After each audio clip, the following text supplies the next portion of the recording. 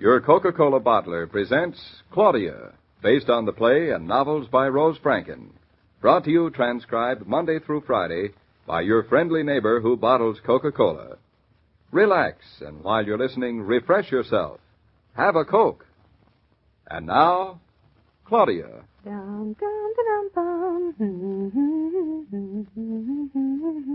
Claudia! I'll be there in a minute, Mama. Please sit down.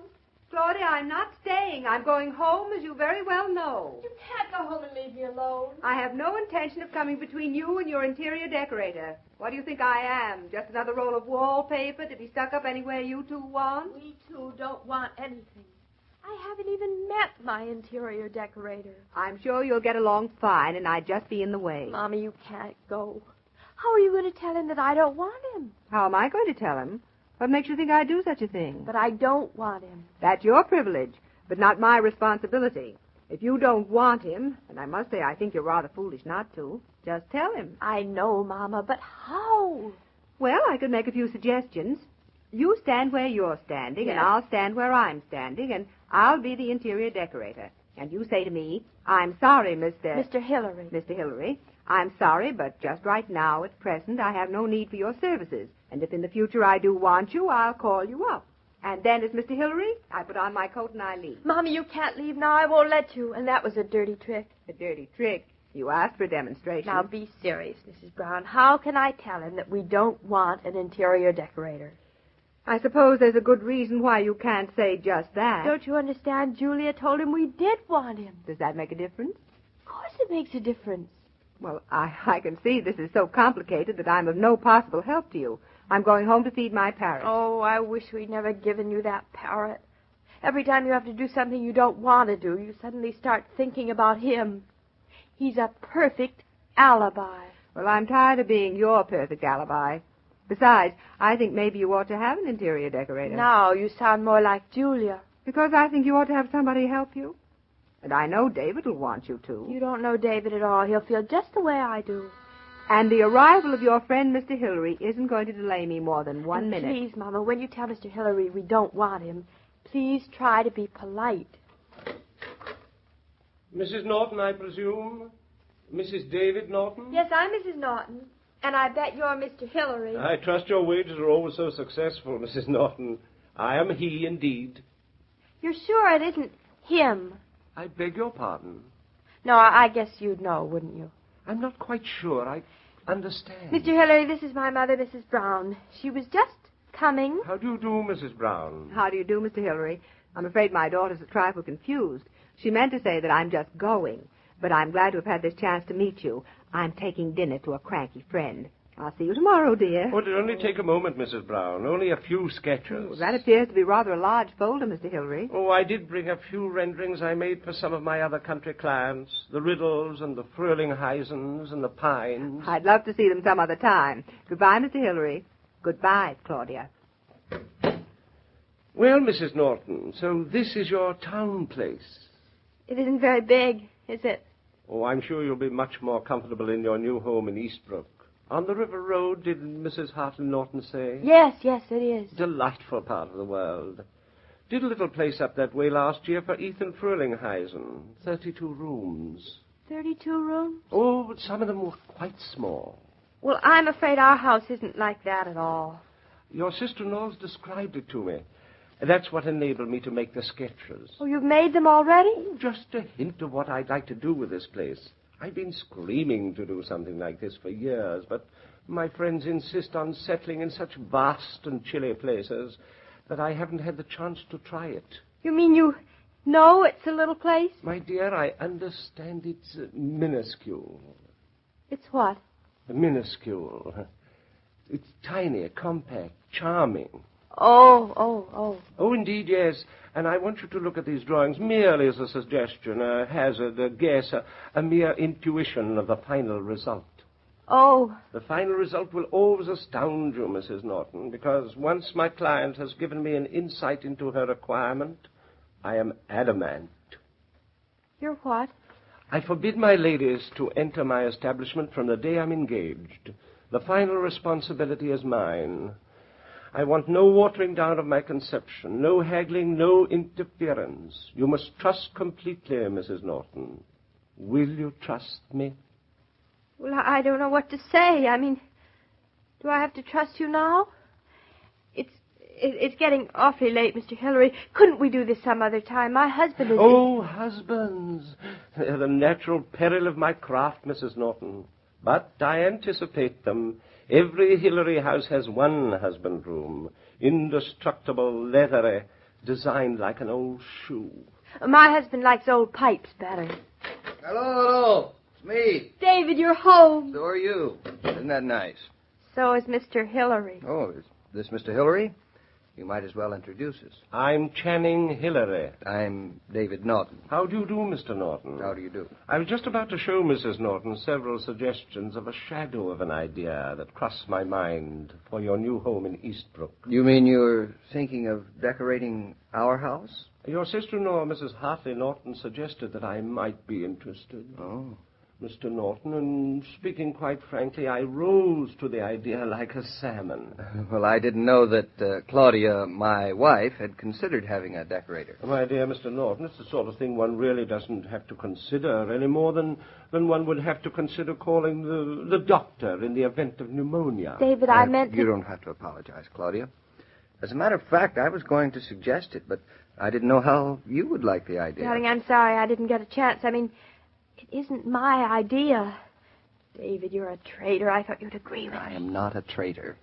I've just been a little worried about your going out and roaming from shop to shop, picking up wallpaper and slipcovers. I don't think you ought to do things like that just now. But, David, I like bargains. Mr. Naughton, I forbid my ladies to enter a shop. Does Heifetz allow his audience to set his tempos? Or will Helen Hayes permit prompting from the seventh row? As a husband, I applaud you. As an architect, I envy you. My dear Mr. Naughton, it's really a question of temperament. I terrorize my clientele. You do? I've been known to dash rare china to the floor to silence a client's conversation. Well, I've often wanted to do that with one of my clients' factories. Once we've agreed on a master plan, I want nothing from the householder but money. Well, I think this is going to work out just fine. Claudia, why don't we look at Mr. Hillary's sketches? You mean you really want to do it this way, David? Under the circumstances, I think it's a fine idea. What are we waiting for?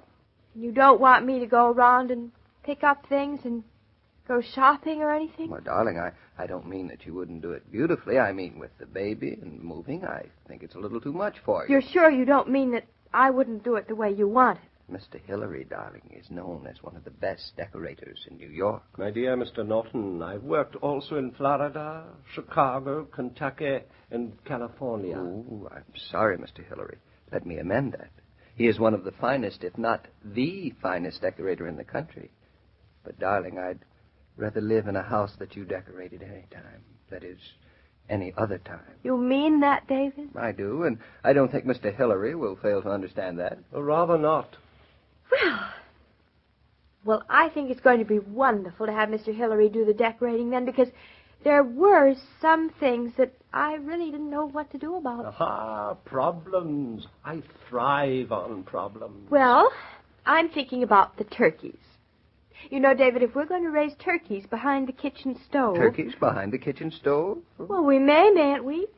And I know they're going to run into the dining room and the living room. And I don't know what Mr. Hillary can do for carpets with turkeys pecking on them. That is rather an unusual problem. And then there's that terrible leak in the ceiling over the living room that we can't do anything about. What leak is that? Darling, we have to be frank with Mr. Hillary. Don't we, Mr. Hillary? Frankness is an essential. And then there's a cow shed right next to the dining room. I don't know what he's going to do about that. And the Victorian annex that Gerard Tucker's uncle built in 1870? Yes, but he built it very well. It fits right in with the rest of the house. Oh, I know, but I wonder how Mr. Hillary feels about the mixture of colonial and Victorian. Well, the combination is somewhat less happy than tea and scones, or as you would say, scones. No, I think I would say hot biscuits.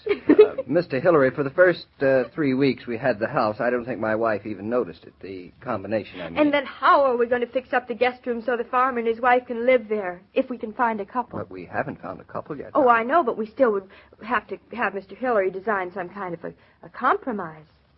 How do you feel about compromises, Mr. Hillary? I detest them. But, Miss... Really, it isn't as bad. In fact, I don't know. Then I do want more dogs, David, and I insist upon keeping them in the house. In the living room. Oh, my. Poodles, I trust. Great Danes. When Mrs. Hartley Naughton described the place to me, I don't think she quite realized... And then we've got to have furniture that the children won't hurt, drapes that the cats can't scratch, upholstery that the dogs can sit on, rugs that the turkeys won't hurt, tables that the chickens won't hurt, chairs that the cows won't break, and what are we going to do about the room without windows? I'm afraid there's been something of a misunderstanding. There has. No wonder there has. Mr. Hillary heard a picture of this place that I'm Mr. sure Naughton, allow me to interrupt you, sir. A little frankness at this stage of the proceedings is a very valuable commodity. Your sister-in-law has seriously misinformed me. You don't need an interior decorator. Turkeys, chickens, Great Danes, cows, children, mid-Victorians.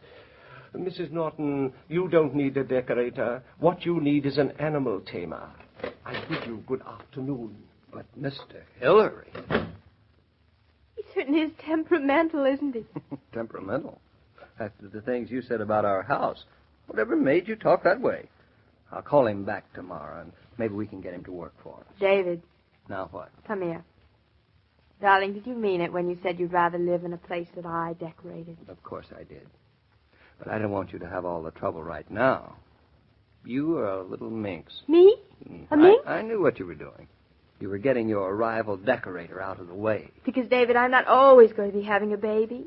And just till I can really get it furnished, you wouldn't mind camping out with me on a couple of kitchen chairs and an old table? I'd camp out with you without chairs.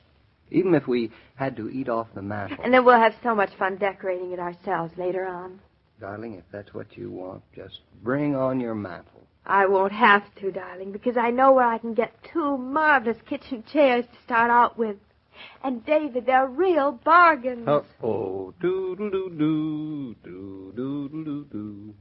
Delicacies and special tidbits may be hard to come by these days, but there's one special treat that's more plentiful, and it hasn't gone up in price either. I'm referring, as you may have guessed, to Coca-Cola, which still brings you the pause that refreshes for only 5 cents. Your grocer or service station attendant will be glad to put a case in the car for you. And there are always willing hands to unload that welcome refreshment when you get home. Hello, Mr. King. Yes, Mrs. Brown? Well, I guess Claudia managed to get what she wanted again without hurting anybody's feelings. Oh, that daughter of yours seems to have a way of making things come out the way she wants them to. I wish there was some way she could make us get rid of these cold days. It's been a bad winter, Mrs. Brown. But I can tell you that your daughter will end it tomorrow with a little help from a man named Giuseppe. Between the two of them, spring weather will be here tomorrow. Just in time for Easter. Well, thanks, Mr. King. I hope you'll recognize me in my new spring hat. Oh, I'll recognize you anywhere, Mrs. Brown. Well, goodbye. And as I was about to say, every day, Monday through Friday, Claudia comes to you, transcribed, with the best wishes of your friendly neighbor who bottles Coca-Cola. So listen again tomorrow at the same time. And now this is Joe King saying au revoir. And remember, whoever you are, whatever you do, wherever you may be, when you think of refreshment, think of Coca-Cola. For ice-cold Coca-Cola makes any pause the pause that refreshes. This broadcast of Claudia was supervised and directed by William Brown Meloney. And now, here's a word from your friendly neighbor who bottles Coca-Cola.